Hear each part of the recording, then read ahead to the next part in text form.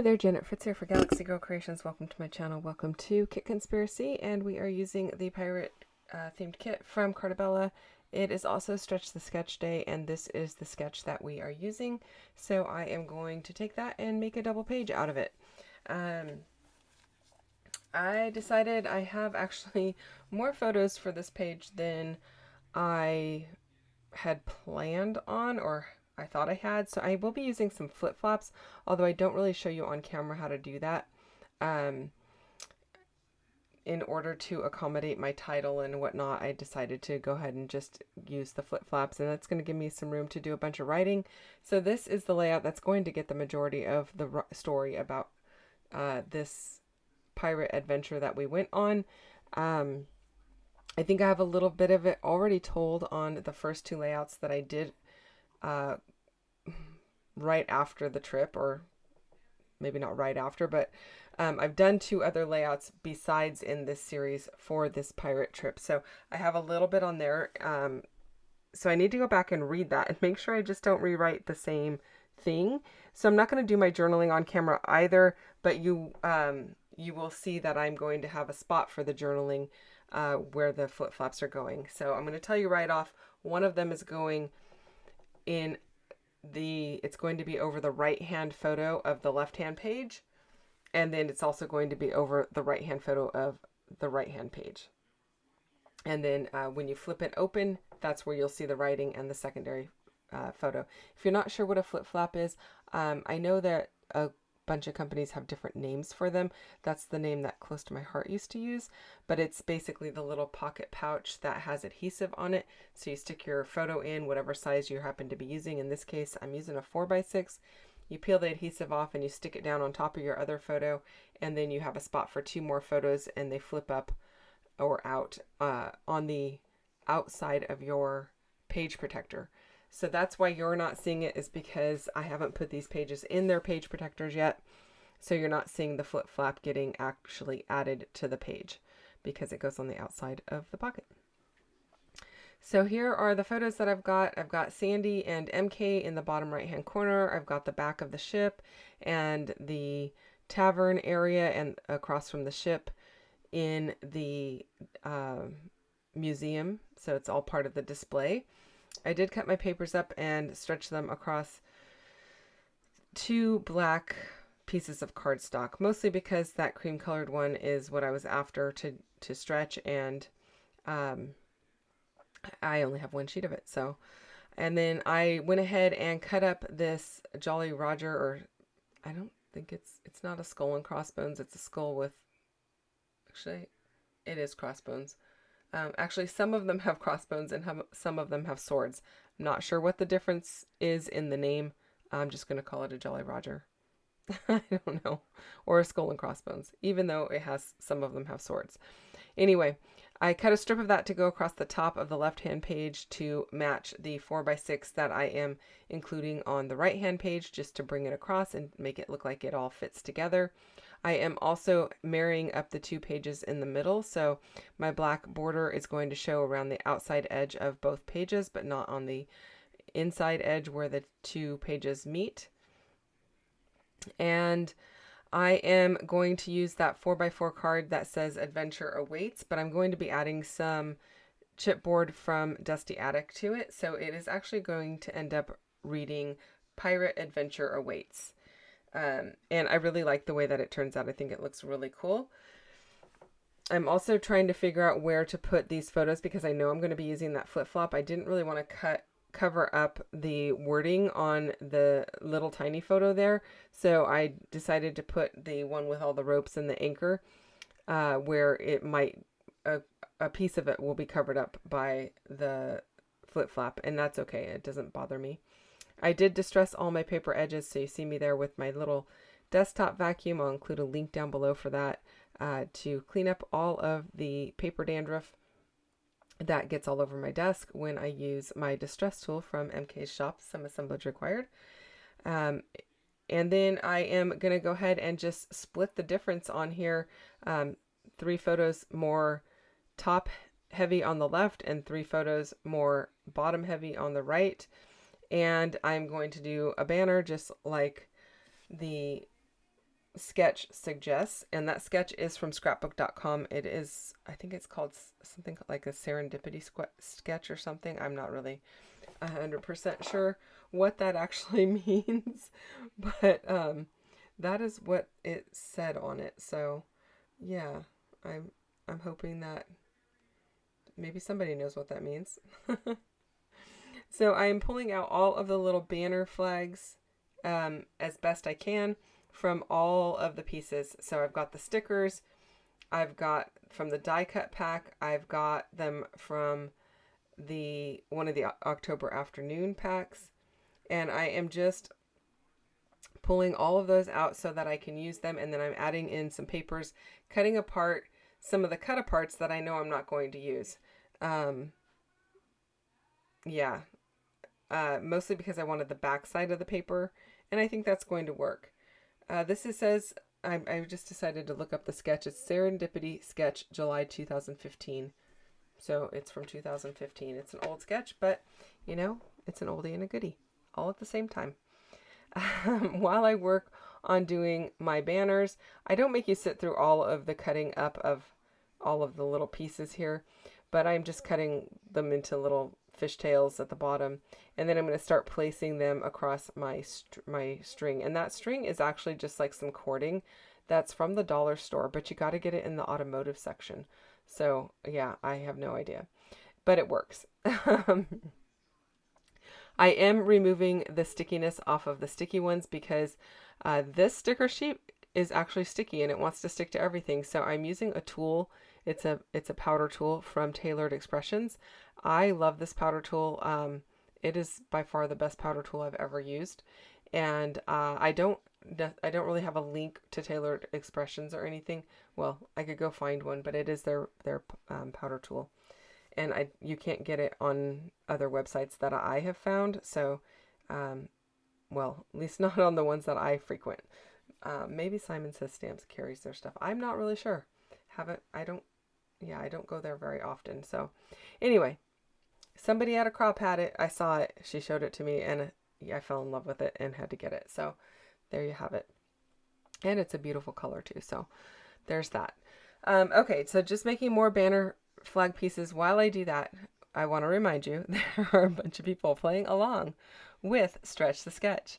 There is a playlist link down below, so you can go and check out all of the inspiration using this month's sketch and see what other people have done with it. Now, they could be doing something other than a double page layout. They could be doing something smaller. The idea is you just cannot do a layout in the same size that the sketch is presented in. So the sketch this month is a 12 by 12, so no 12 by 12s.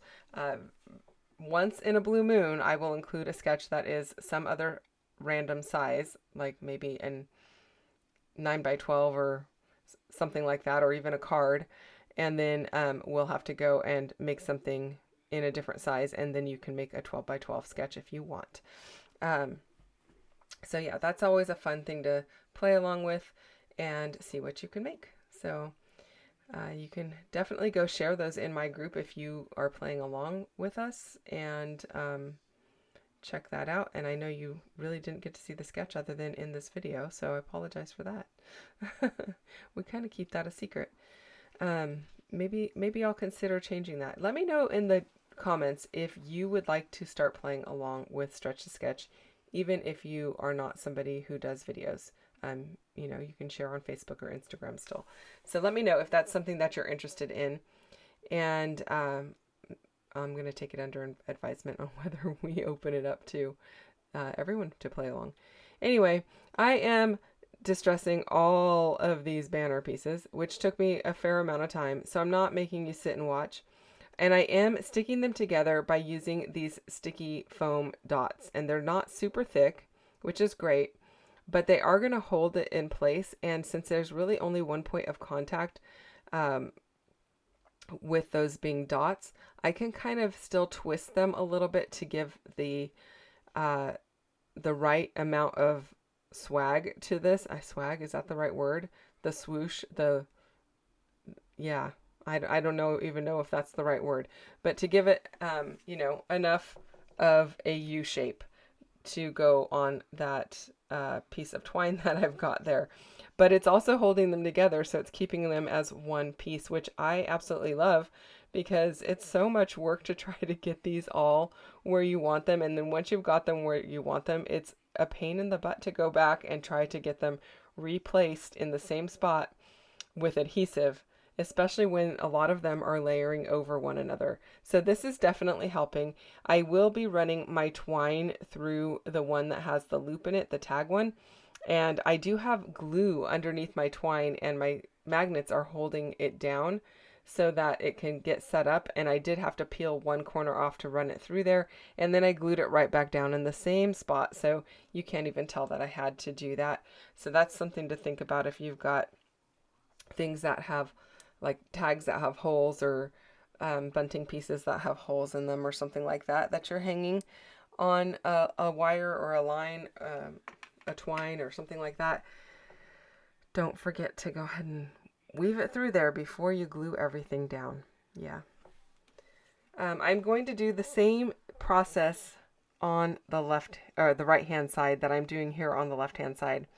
I don't make you sit through all of it because, like I said, it's a super lengthy process when it comes to distressing all of the edges and then gluing everything down. Oh, here's where I went ahead and did the glue. I hadn't put it down yet, but I'm going to realize pretty quick here that I had to go ahead and pull it up and re-glue it.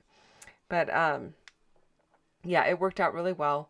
And I know it looks like everything's just hanging by one string, but the rest of the string is loose.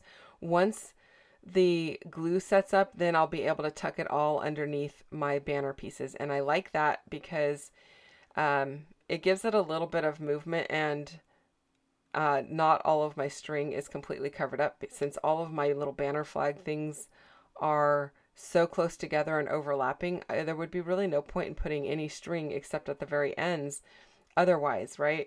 So I want that to show, so I went ahead and glued it just in some spots to hold it down exactly where I wanted it. And you can still see some of it peeking out just a little bit. Not a lot, just a little. And it gives it nice added texture. So I'm liking how that's looking. I went ahead and started on the other side already. I'm going to go ahead and glue a few pieces down and start gluing them together with my little dots here.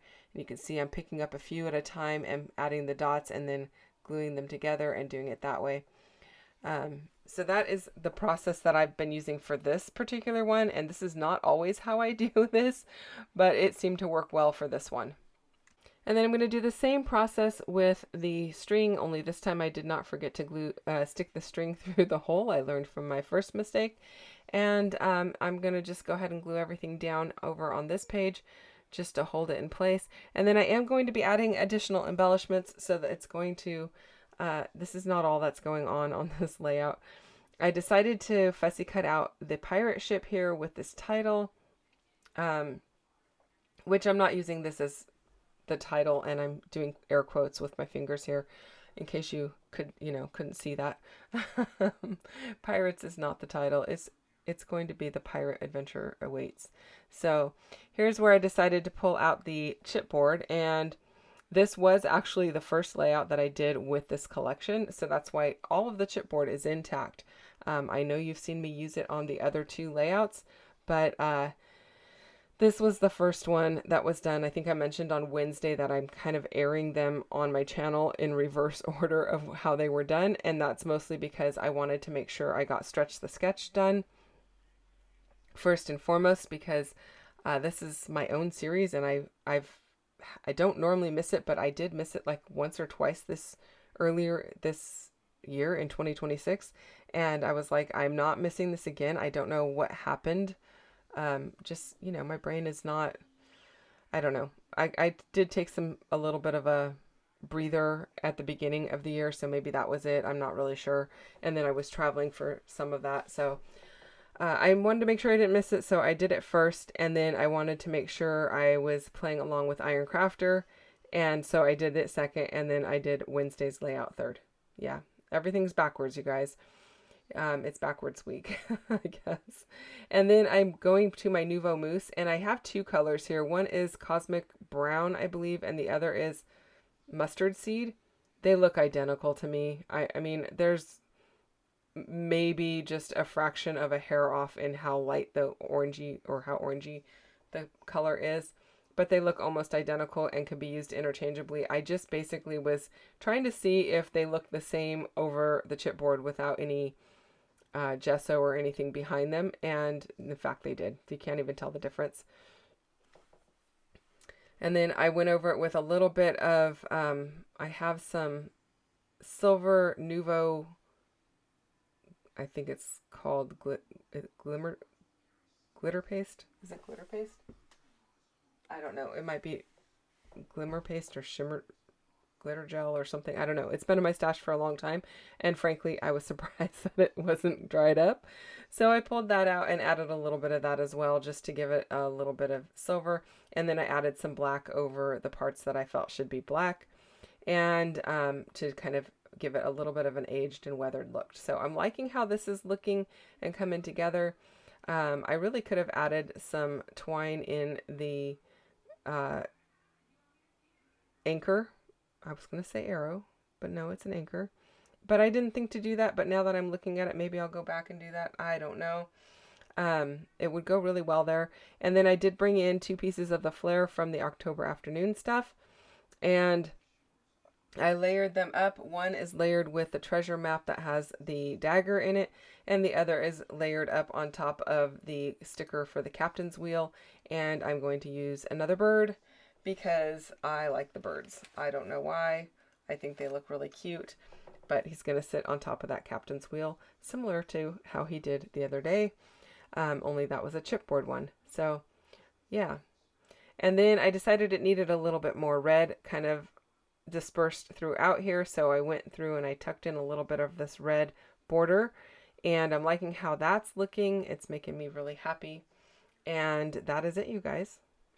I hope that you enjoyed this one. If you have questions or comments about it, leave them down below. I'll get back to you as quickly as I can.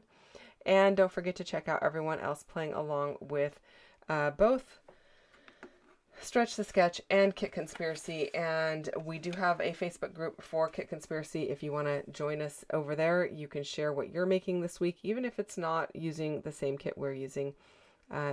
We'd still love to see what you're playing around with. So thank you for spending time with me today. Go give MK a little love on her channel as well, and I will see you soon with another video. Thanks for watching. Bye-bye.